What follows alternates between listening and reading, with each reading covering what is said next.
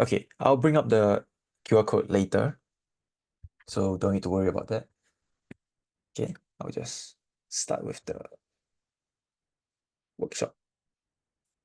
Okay, so hi everybody. I will be covering Kenneth for this week for the design workshop. Just a quick introduction. My name is Javier. I'm currently a year 3 CS student. Disclaimer, I have yet to take the NUS Game Dev modules, but I do have a diploma in game development and I already interned with, I already have some internship experience in the industry. So some of the stuff I cover might not be useful in the NUS mods, but I hope it will still be helpful in your game design journey. Okay, so with that out of the way, let's jump into some recap. So quick recap, I'm sure Kenneth already went through what is game design. You all went through the door problem, the scissors, paper, stone, and of course the chicken economy problem. You also went through MDA, mechanics, dynamics, and aesthetics, how they influence each other and how the player experiences the game versus how the designer designs the game. That being said, I would like to elaborate a bit more on the MDA framework since it wasn't super comprehensive last week. So just a quick, oh wait, give a moment. Just a quick sensing like how many people are artistic people, like very good with arts. I get a quick poll. I And work if on you're not myself. good at, if you're not really artistic, you think you're very good with, the programming side, maybe you can just let everybody know as well. I just want to find out how many people are like artistically good and then programming side good. Where's this poll gonna be? You can just type in the chat. Yeah, it's a very casual workshop. Okay. That's Oh, I spelled that wrong. Oh, whatever. uh I see. Artistic. Okay. Okay, that's good that people are somewhat good at both. Or even if you're not good at both, okay, I'll go through both sides. So firstly, I'll go through how you want to design mechanics for like non-artsy kind of people. Okay, so I'll play a quick clip. If there's no audio, just let me know. Mechanics have a vast impact on a game's thematic feel. Even without any art, mechanics alone can set a tone. For example, if we place a cube on a grid, there's nothing visual to tell us what the cube is or how we should feel about it. But if we have the cube deal damage in an area around itself and then disappear, we can imply that the cube is a bomb. And if we increase the damage area, we can enhance the player's feeling of danger and power. Through mechanics alone, we can turn an innocent cube into a scary explosive. Okay, so as you can Mechanics see have a from vast the video, mechanics, with just mechanics, you can sort of showcase the overall tone or theme of the game. So with 10,000 bullets, it becomes an action game. If it's 2 bullets, it becomes a horror game because you're constantly trying to salvage whatever bullets you have to fend off like every single enemy. And every single enemy is like life or death, right? So what are some thematics that can be derived from enemy movement patterns? So over here, you can see that there's a cube and it has a very simple basic movement. Yeah. Now, these are 4 different movements with the same basic cube. I just like to ask, just a quick quiz. What do you think these entities are? So the first one is a specific entity, second one is a specific entity, third one, fourth one. Just type your answers in the chat. Just want to get quick idea on what you guys think. Okay, 3 is Enderman.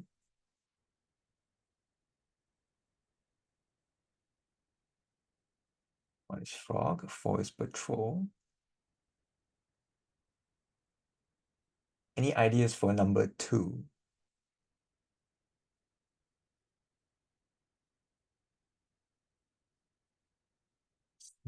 Something slow moving, bigger. Basically 2, but with more movement. I'm gonna give a couple more seconds for any more guesses.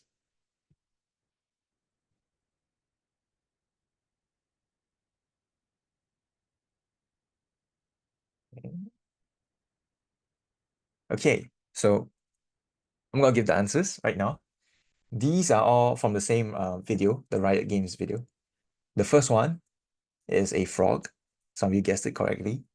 The second one is actually meant to be a zombie. It steps erratically and then it tumbles over, right? Number 3 is a ninja, but Enderman works as well. Number 4 is actually a robot, but yeah, it makes sense for a patrol guard as well. It looks at a specific direction and then it has a fixed waypoint that it patrols around. So not bad. Y'all have at least good design senses. So aesthetics, for those that are very good with art and you are figuring out how you can design specific mechanics, you can actually check out the entire playlist because there's a 10 video playlist and 9 of it is for the art side and only 1 of it is for the programming side. Okay, so if you're interested, I'll share all the links after the workshop. Okay, huge disclaimer or reminder, the MDA framework is quite old by now, and this is an excerpt from Wikipedia. There is some potential weaknesses with it. It's not super useful for all types of games, so be careful. It doesn't mean it's useless. It can definitely work for the type of game that you are doing. You just need to be very careful and check whether it's actually useful. Okay, and you should understand what kind of players your game will be targeting. And on that note, it's time to understand your players. So this is a GDC talk that I won't be playing because it's like an hour long. You can watch it at your own free time. But I'll go over the key insights that they have from interviewing like 400,000 gamers. So they devised a model based on the gamer motivations. So there's 12 different motivations that they found, and I'll go through each of them separately. So firstly, action. For action, there's 2, destruction and excitement. Okay, destruction is all about entropy, all about explosions, chaos, mayhem. Okay, gamers that enjoy high levels of destruction, they typically go for games such as Halo, Call of Duty, Destiny, or Battlefield. Those are some examples. As for gamers that don't really like high amounts of destruction, they are more into the serene, constant, evergreen type of games. This is like your Animal Crossing, your Harvest Moon type games, where it's not say that there is nothing exciting that's happening. It's just that you, as a player, you understand what the game is about, and you are very comfortable with that fact. It's like a little coffee shop that you always go to every single day. As for excitement, excitement is more about novelty and the fast-paced action, surprises and thrills.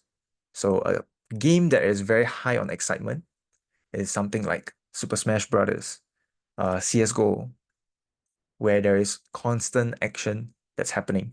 And people that are going for this kind of games, they really like the adrenaline rush from it. On the opposite side, it's games with very low excitement, where there is a lot of turn-based actions. There is predictable gameplay. There is the ability to pause. So the visual stimulation is not as big compared to the high excitement type games. So the example shown is Civilization. Next, we have social. Social is about basically single player or multiplayer. But even with that, even with that definition, there is still two separate things that we can look at. There's competition and community.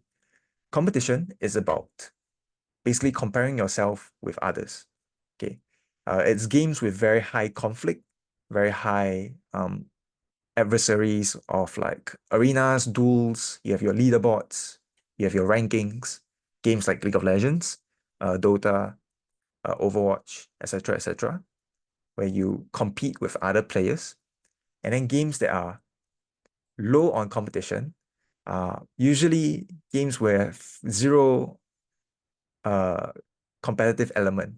It's purely just you or your friends working together, basically.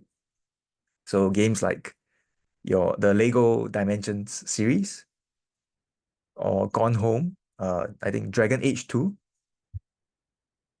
And for the other part of the social aspects, there is community. So community is about the community, basically. It's about having a shared experience, grouping up together, chatting, interacting with your friends. Games like R6, where you have to work together as a team. Games like Destiny, Final Fantasy 14. On the opposite side, it will be games with basically zero community aspects. It's 100% single player. You are fully in control. The example is Hatfu Boyfriend, the Yakuza series, and basically Farm Heroes Saga, I guess. Okay, next is mastery. Mastery is more about skill. So there's two types of skill. There's challenge and strategy. Challenge is more on the aspects of just improvement. There's a steep learning curve. There's complex moves, rule sets. There's difficult missions, bosses. This is the type of challenge that players seek when they play this type of games. Games like your Guilty Gear, your basically every single fighting game, your Osu, your MOBAs. These are games with high challenge. Games with low challenge are games like your narrative-driven games, games like Oxenfree, Animal Crossing, Stardew Valley. Games that are very, very easy to learn. They have a very low skill barrier. They're straightforward to understand. And the entire game is not gated behind skill-based mechanics. There's no like quick time event that if you fail, you can't progress.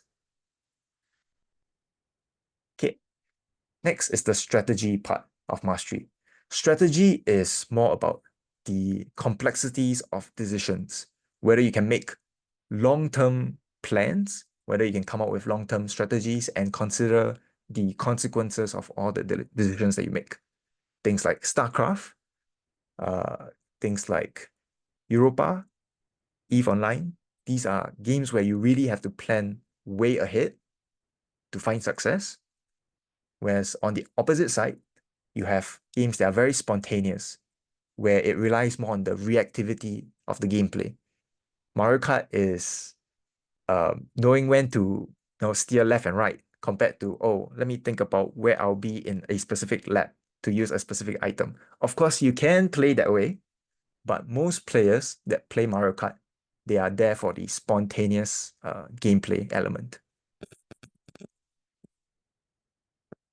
Okay. Next, we have achievements. Achievements are about basically numbers go up. I like numbers go up. Yeah. Completion and power. Completion is about collectibles. Missions is about goals and how many things I can get. So games that are high on the completion aspects are games like your RuneScape, your Final Fantasy, your Dragon Nest, where games that are low on the goals, it's more on the sense that you are the one determining what goals there are. So they are very sandboxy in nature. So you have your space, your Kerbal Space Program, you have your City Skylines, your Minecraft. These are games where the source of the goals are from the player itself. Yes, it's old school RuneScape. Okay, next is power. Power is exactly what it says. It's about your own growth. Whether you can build a powerful character, whether you can get powerful equipment, powerful spells. It's entirely progression based in a sense that you start out very weak at the start of the game and you slowly level it up. You slowly upgrade your character, your stats, your weapons, your spells. So games like World of Warcraft, Summoner's War, even things like MOBAs can be categorized under here because you start out weak and then you do your grinding, your CSing, and then you slowly get better and better. Games in the opposite spectrum are games with very little progression or entirely flat progression, where the characters at the start are the same power as the end. So most narrative games fall under this category. Some exceptions would be probably Life is Strange, I guess. You get a power, I guess, so the power is not as flat. But the examples would be Night in the Woods, Her Story, Eco, etc., etc. Okay, next is immersion. So immersion is about becoming someone else or like being immersed in a story. So fantasy is all about suspending your own disbelief. It's about the rich world lore, the history, the compelling world, the visually immersive world. These are all what the players look for when they are playing this type of games. So games like Fallout, Star Wars, Mass Effects, your Dragon Age. Whereas the opposite side is games without um, any world building at all. So games with very, very generic or abstract settings. They usually use 2D or retro graphics. Your Pac-Man, your Candy Crush.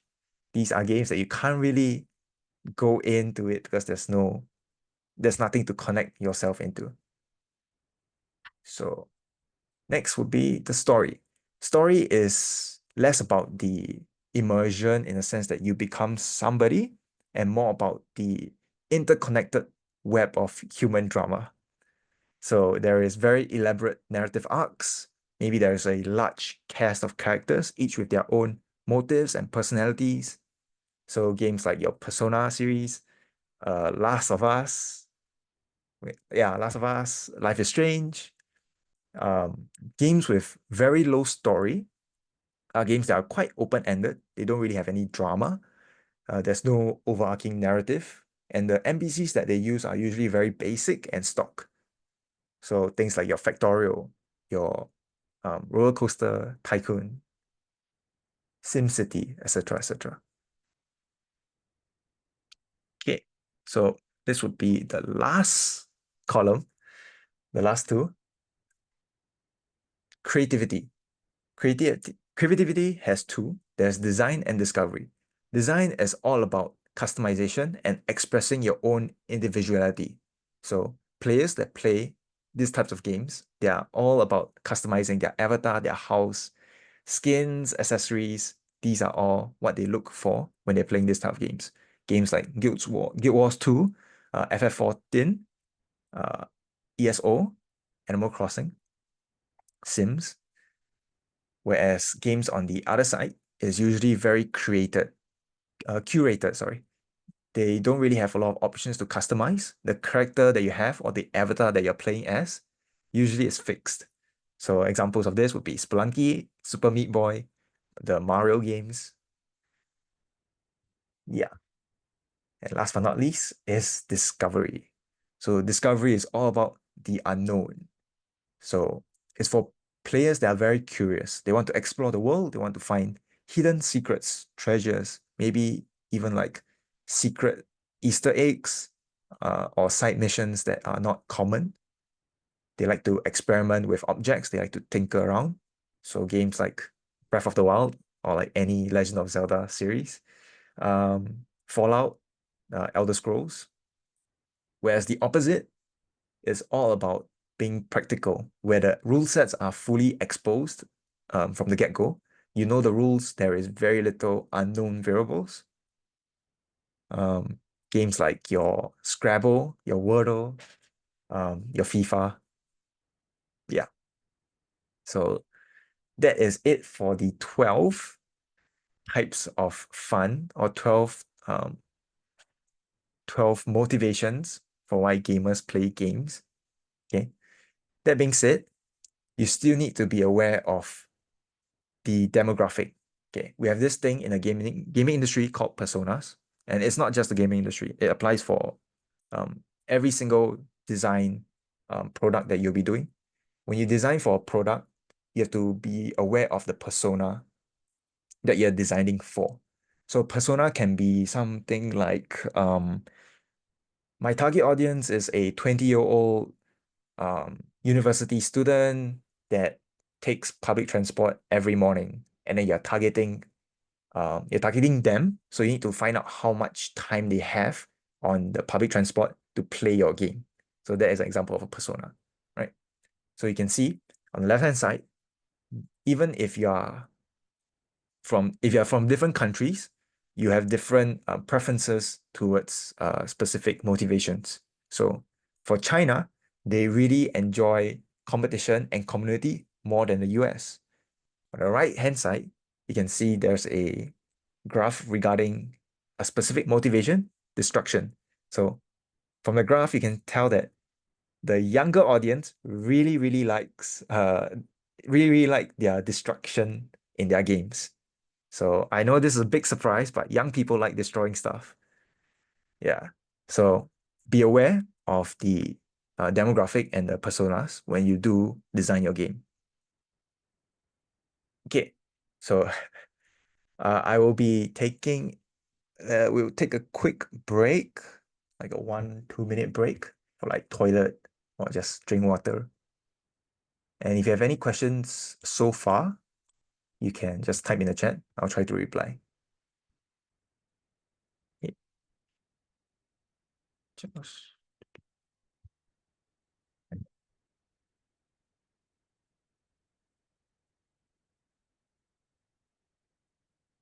3, 2.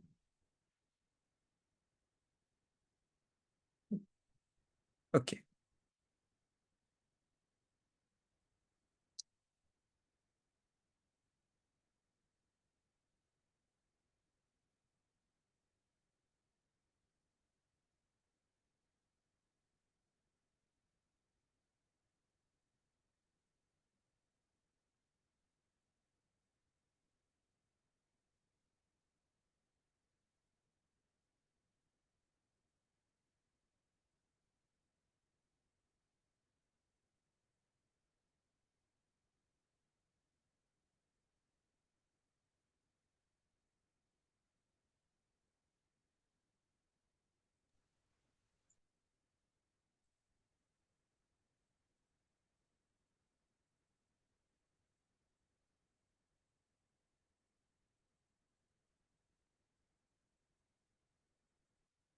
Am I going too fast, too slow?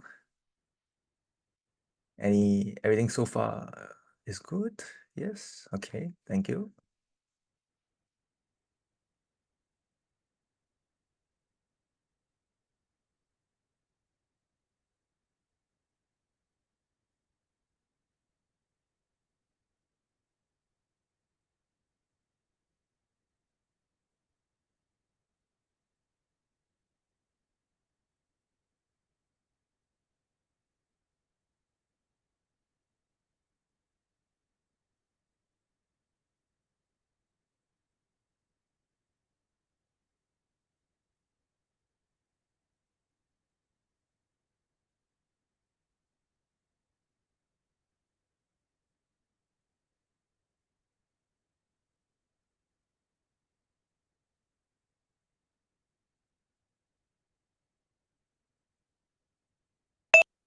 Okay.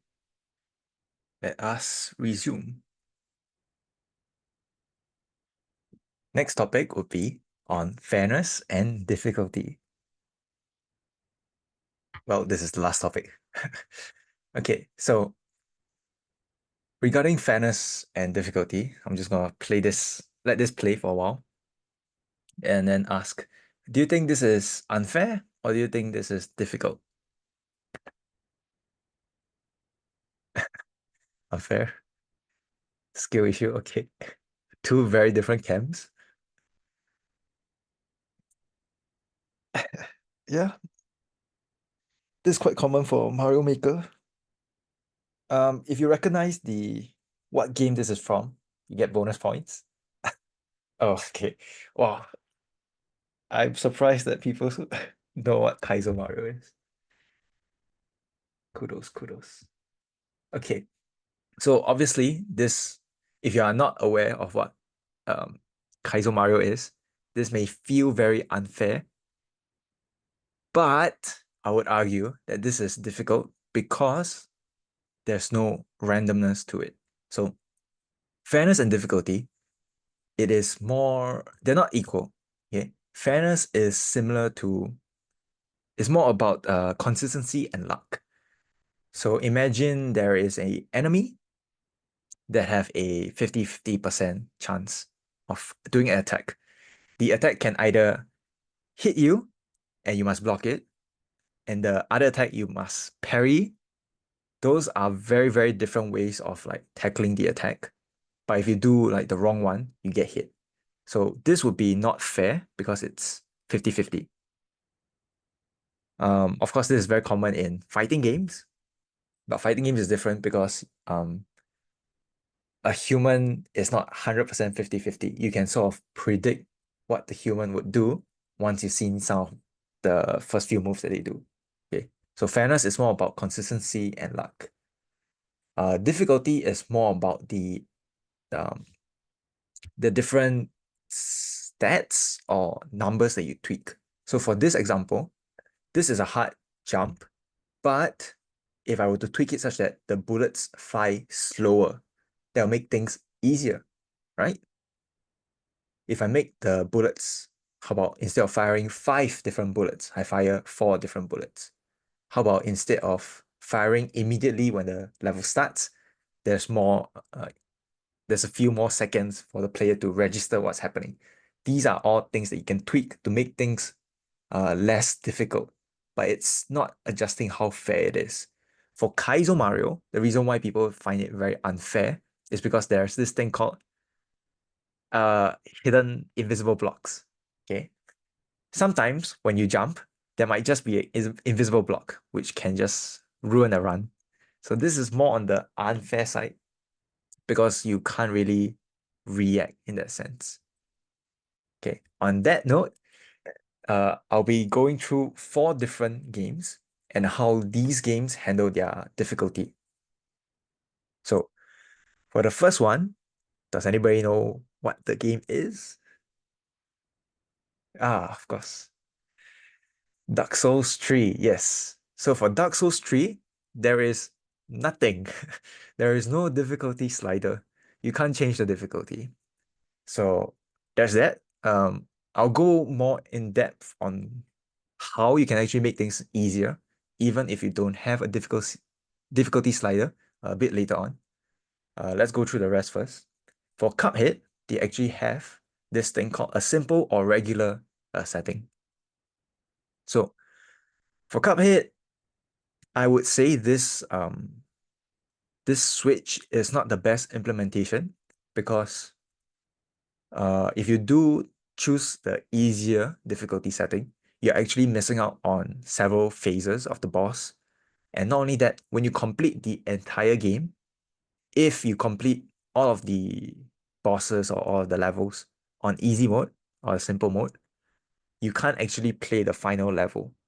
You have to go through every single level with the regular mode before you actually get to experience the last level. So, apologies, that's my Telegram issue here. Okay, so this is not a good implementation. Okay, in my opinion, we can argue about it later on. So that's the first one. The second one is Wolfenstein. Wolfenstein, I would argue, is not a good implementation as well because you're berating, you're sort of like talking down on your audience, and that's not a good feeling. Okay, you can argue that it makes the player feel better if they were to choose the normal mode because they aren't a baby gamer. But of course, that it'll be like back and forth arguing. Okay, so I wouldn't go for this implementation as well. I would try to go for the last implementation, which is Celeste. So Celeste actually has 4 separate paragraphs before you can actually turn on their easy mode. Apologies, that's my Discord. Just mute my Discord. Okay, so I'm just gonna read the entire thing so you can have a feel of how long it will be. Assist mode allows you to modify the game rule so that to reduce its difficulty. This includes options such as slowing the game speed, granting yourself invisibility or infinite stamina, and skipping chapters entirely. Celeste was designed to be a challenging but accessible game. We believe that its difficulty is essential to the experience. We recommend playing without assist mode for your first time. However, we understand that every player is different. If Celeste is inaccessible to you due to its difficulty, we hope that assist mode will allow you to still enjoy it. Would you like to play with assist mode? So they clearly state, right, what they intend as developers. They want you to play through the game without assist mode to experience the difficulty and to experience like strife and to overcome that strife, right? But they also recognize that every player is different. Let's just say, for example, you're on the older side. Your reaction time or your fingers may not be like the younger side where you can react very fast. So there are settings to actually tweak the game speed so that you can actually react normally. Aside from that, they also allow you to make a final decision. After reading through that and you still want to play, you can select yes. And if you don't want, you can go back to no. It doesn't fundamentally like change the game. You can unlock every single achievement. You can go through all the secret areas. You can do everything with assist mode. So it's not really gating your progress. So this is what I would do if I want to do accessibility features or making like difficulty settings. So if you are interested in learning more about video game accessibility, you can actually check out this playlist by GMTK. They have a lot of videos about this. They also have like videos about just game design in general, so you should check them out. Going back to Dark Souls, there is this very good argument for why Dark Souls should not have an easy mode. So this is a very, very quite long 30 minutes, 34 minutes talk about why Dark Souls should not have it. I'm just gonna take this and then just explain a little bit. So Dark Souls, they have a very, very specific target audience. Okay, they are basically putting all their eggs in one basket, and by doing so, they're making those players, feel extremely good when they do play the game. So imagine there is a easy mode in Dark Souls.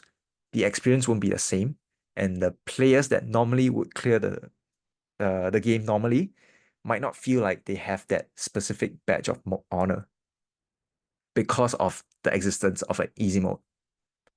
It also forces players to not give up if they do want to clear it. So an example of how players would just give up at the first sensing of danger, you have Candy Crush. So the reason why Candy Crush is so successful and makes so much money is because of this one feature where they can get more moves the moment they fail if they would just spend a little bit of currency. So imagine if there is no option for this, players would have to go back to the start and then retry the level. But because of this, whenever they feel like even a sense of like, oh, I can't really, I don't want to restart my progress, I just want to clear the level, they can just pay the money, right? So clearly, players aren't as, how you say, okay, maybe not all players, but the majority of players, they don't want to to struggle. They don't want a challenge. Because they play games for fun, right? They want games to be fun. They don't want it to be what darkest dungeon every single game they play, right? So you have to be aware of this when you're making your game.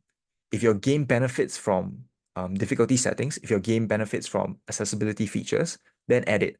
If your game is more on the side of like Dark Souls, it can actually be more detrimental to your target audience if you were to add a easy mode. So yeah, that's for the difficulty side. So these are all the links that I'll be sharing.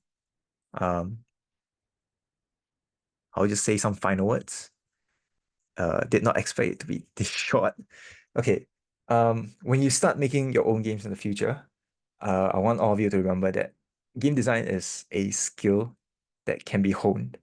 If your first game you ever make is fun, then that's great. You're very skilled or you're very lucky, and you can take that for your future projects. But if the first game that you make is not fun, you can still take the aspects of the aspects that cause frustration and actually tweak it so that it can be fun in the future, right?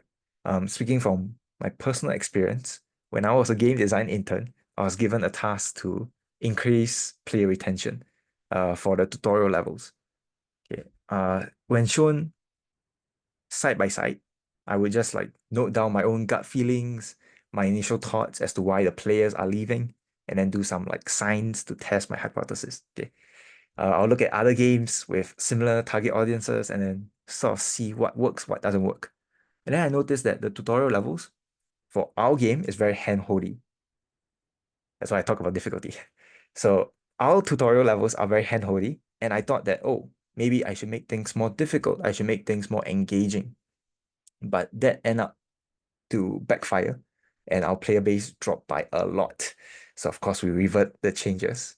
And from then on, we learned as a team that the players don't really know what they want. I'm sure some of you may know this quote, but players are very good at telling you what the issue is, but not how to fix it. Okay, so it's good to try out new stuff, but if it fails, at least you can like learn from whatever you tried out. So basically, don't be afraid to just experiment on your ideas. Don't be afraid to make mistakes, because the mistakes can actually lead to even better ideas in the future. Important thing is to just keep polishing and improving until it becomes good. Okay. And those are my final words. Yeah. Is there any questions? I'll just stop the recording for now.